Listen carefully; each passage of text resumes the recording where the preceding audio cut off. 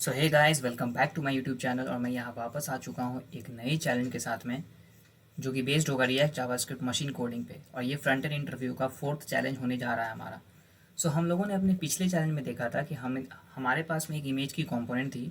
एक image basically एक image की एपीआई थी, जो जिसके ज़रिए हमें उसकी एक फंक्शनैलिटी बिल्ड करनी थी, जिसमें हमें बताना था कि ये जो ब्लर इफेक्ट है वो कैसे इंक्रीज़ करेगा और डिक्रीज़ करेगा जब हम स्लाइडर को मूव करेंगे या डिक्रीज़ करेंगे, इंक्रीज़ करेंगे या डिक्रीज़ करेंगे। तो अगर आपने इस वीडियो को नहीं देखा है तो आप इस वीडियो के लिंक में उस वीडियो को देख सकते हैं जा कर के। मैं इसकी लिंक डिस्क्रिप्शन में दे दूँगा। तो चलिए हम पहले इस चैलेंज की तरफ बढ़ते हैं। तो ये जो हमारा चैलेंज है, इसमें एक फंक्शनैलिटी बिल्ड करनी है हमें, कि एक ऐसी फंक्शनैलिटी, तो ये एक ऑब्जेक्ट है। ये एक बेसिकली ऑब्जेक्ट है जो कि डिस्प्ले हो रहा है हमारे कोड से, जो कि एक इनिशियल वेरिएबल है, इनिशियल ऑब्जेक्ट नाम का। और ये इस तरह से ऑब्जेक्ट किया दिया गया है, ये की वैल्यू पेयर में है, यानी कि ये इसकी की है और ये इसकी वैल्यू है। यानी कि ऑब्जेक्ट में हमेशा की वैल्यू पेयर्स होते हैं, जैसा कि आप लोग जानते हैं जावास्क्रिप्ट ऑब्जेक्ट्स में हमेशा की वैल्यू पेयर्स होती है। लेफ्ट हैंड साइड को हम की बोलते हैं और राइट हैंड साइड की हम वैल्यू बोलते हैं। तो इसे हमें उसी तरह से डिस्प्ले करना है जिस तरह से ये लिखा गया है। तो चलिए सबसे पहले हम बनाते हैं react arrow functional component and export, जो कि हमारा रिएक्ट फंक्शनल कंपोनेंट होता है। सबसे पहले हमें एक तो स्टेट चाहिए इसका इनिशियल ऑब्जेक्ट को स्टोर करने के लिए, फिर चाहिए हमें क्या, एक मेमो चाहिए, ठीक है, मेमोराइजेशन करने के लिए। और एक हमें यूज़ इफेक्ट भी चाहिए, ठीक है, एक यूज़ इफेक्ट भी चाहिए जिसकी हम यूज़ आगे देखेंगे। तो चलिए सबसे पहले तो एक स्टेट बना लेते हैं, ठीक है। वो स्टेट में हम इस इनिशियल ऑब्जेक्ट को रखेंगे। ये इसका इनिशियल ऑब्जेक्ट जो है, ये जो हमारा वेरिएबल होगा ऑब्जेक्ट, एक है हमारा सेट ऑब्जेक्ट, ठीक है। तो ये हो गया। अब हमें थोड़े HTML में मॉडिफिकेशन करनी होगी। तो ये जो है, मैंने जैसे पहले भी बताया कि हम लोग अभी मटेरियल यूआई यूज़ कर रहे हैं। आप लोग सिंपल HTML या बूटस्ट्रैप या या टेलविंड या MUI कुछ भी यूज़ कर सकते हैं। मैं तो यहाँ पे MUI यूज़ कर रहा हूँ, ठीक है। तो सबसे पहले हमें बॉडी रैपर चाहिए। सबसे पहले हम बॉडी रैपर को इंपोर्ट करेंगे, ठीक है। बॉडी रैपर क्या है, मैंने पिछले भी वीडियोस में बताया है कि बॉडी रैपर एक सेक्शन है और सिंपल HTML सेक्शन है, और ये MUI की स्टाइलिंग है। हम इस तरह से MUI स्टाइलिंग बिल्ड करते हैं। और एक्सपोर्ट जो है वो मदद कर रहा है हमें दूसरे कंपोनेंट में इसको इंपोर्ट करने के लिए, इसलिए मैंने एक्सपोर्ट लगा रखा है। ये CSS फाइल है, तो इस तरह से हम जावास्क्रिप्ट में CSS लिख सकते हैं, ठीक है। यहाँ पे हमने डिस्प्ले फ्लेक्स दिया है, जस्टिफाई कंटेंट सेंटर है, अलाइन आइटम है, बैकग्राउंड है, पैडिंग है और हाइट है। तो हमें इसी को इंपोर्ट करना है यहाँ पे, बॉडी रैपर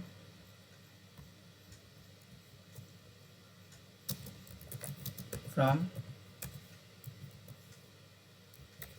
स्टाइल कंपोनेंट।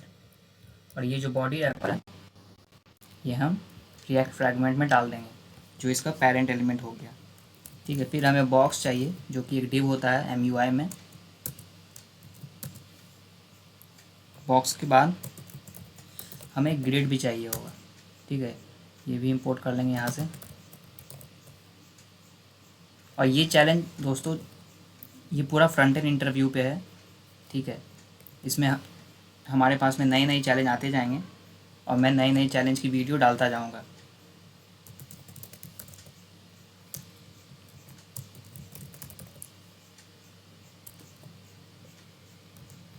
तो हम एक कार्ड ले लेंगे फिर, ठीक है। ये ग्रिड का पेरेंट एलिमेंट है, तो इसमें हम कंटेनर लगाएंगे, एक कंटेनर।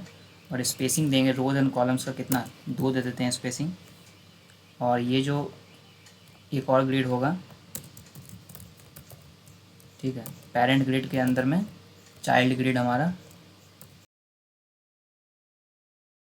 तो पेरेंट ग्रिड के अंदर में चाइल्ड ग्रिड हमारा हो गया।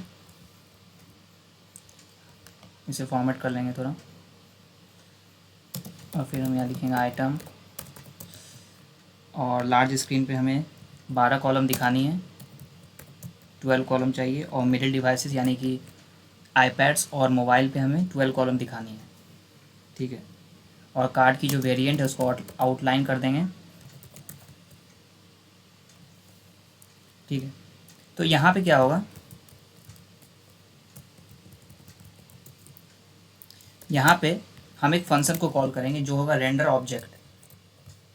एक फंक्शन जाएगा जो एक रेंडर ऑब्जेक्ट नाम का होगा, और वो जो इनिशियल स्टेट है वो एक्सेप्ट करेगा, जो हमारा इनिशियल स्टेप है ऑब्जेक्ट। ये देखिए हम लोगों ने ऑब्जेक्ट डिफाइन किया। अब ये एरर बता रहा है क्योंकि पहले तो हमें ये नहीं चाहिए, और रेंडर ऑब्जेक्ट को हमें डिफाइन करना पड़ेगा सबसे पहले। तो हम चलेंगे स्टेट के नीचे और हम अपना रेंडर ऑब्जेक्ट बना लेंगे। ठीक है, इसमें हम लोगों ने क्या इनिशियल स्टेट पास किया, तो हमें उसे यहाँ एक्सेप्ट भी करना पड़ेगा पैरामीटर में। तो हम उसे ओबीजी की तरह एक्सेप्ट कर लेंगे, और ये एक एरो फंक्शन होगा, ये रिटर्न करेगा ऑब्जेक्ट डॉट एंट्रीज, और ये एक्सेप्ट करेगा एक ओबीजे जो हम फंक्शन में पास कर रहे हैं।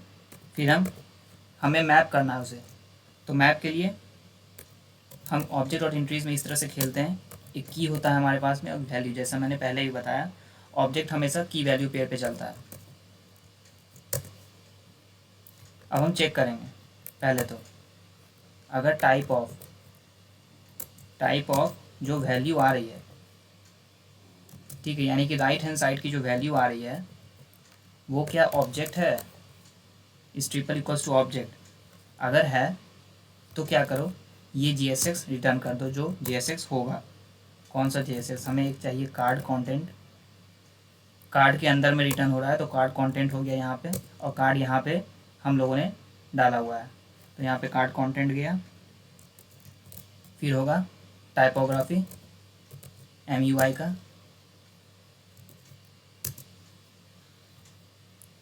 उसमें होगी एक की, और इस की को हमें ब्रेसेस में लिखना पड़ेगा क्योंकि जावास्क्रिप्ट है।